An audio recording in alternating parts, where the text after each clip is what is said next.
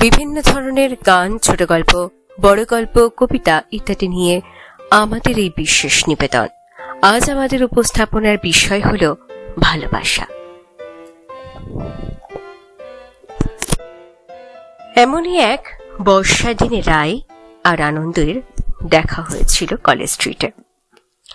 দুজনে বই কিনতে গিয়ে একটি বই কিছুতেই খুঁজে পাচ্ছিল না। কফি হাউসের কাছে একটি ছোট্ট দোকানে সেই বইটি পায় তারা, কিন্তু তাও এক কপি। বড় সমস্যায় পড়ে তারা, কিন্তু কিছু করার নেই, বইটা সত্যিই দরকার দুজনেরই। এইসব ভাবতে ভাবতে আচমকা বৃষ্টি নামে মাথা এবং বই বাঁচাতে তাড়াতাড়ি তারা কফি হাউসে আশ্রয় নেয়। সেখানে বৃষ্টির কারণে ততক্ষণে ভিড় জমে গেছে, সব টেবিলে ভর্তি, কেবল দুজনের একটা ছোট টেবিল ফাঁকা ছিল। সেখানেই বসে পড়ে তারা, দুটি কফির অর্ডার দিয়ে নিজেদের মধ্যে একটু কথা শুরু করে। আনন্দ প্রথম জিজ্ঞেস করে, তা কি করেন আপনি? রাই জানায় সে একটি বেসরকারি স্কুলের শিক্ষিকা। আনন্দ জানায় সে একটি প্রাইভেট কোম্পানির কর্মচারী। রাই মনে মনে ভাবে, এই মানুষটির এমন একটি বইয়ের কি দরকার? সে তো এই বিষয়ের কিছুই জানে না। কিন্তু আনন্দ রাইয়ের মনের কথা আঁচ করে বলে, তার মা ছিলেন একটি নামকরা স্কুলের শিক্ষিকা। তার মাই তাকে বিভিন্ন ধরনের বই পড়তে শিখিয়েছেন, তাই এই বইটির নাম সে তার মায়ের কাছ থেকেই জেনেছে। এরই মধ্যে কফি এসে যায়। দুজনে কফি শেষ করে দাম মিটিয়ে ঠিক করে রাই আগে বইটি পড়বে। পড়া হয়ে গেলেই সে আনন্দকে বইটি দিয়ে দেবে পড়বার জন্য।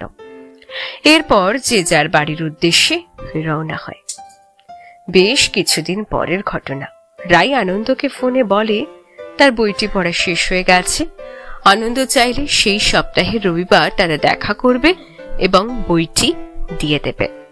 আনন্দ রাজি হয়ে যায়।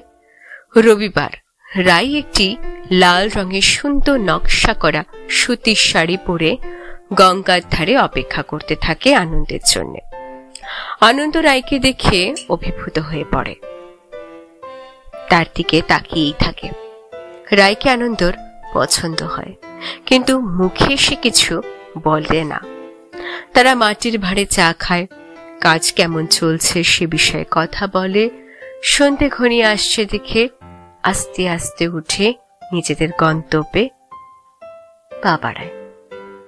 এরই মধ্যে দরকারে বা অদরকারে প্রায় আনন্দ রাইয়ের সঙ্গে দেখা করেছে।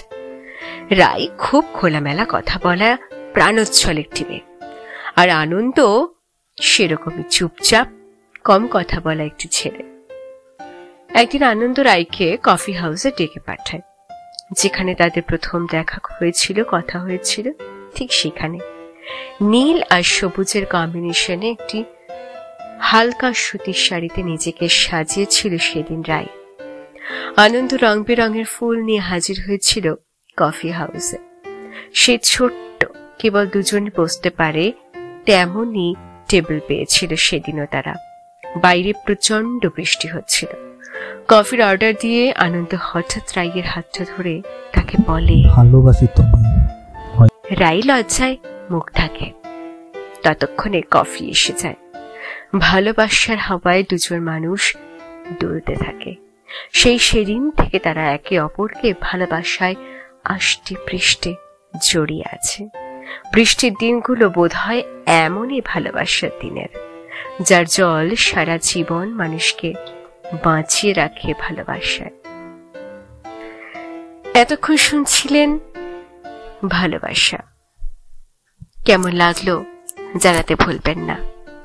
সকলে ভালো থাকবেন, সুস্থ থাকবেন, আনন্দ থাকবেন। নমস্কার।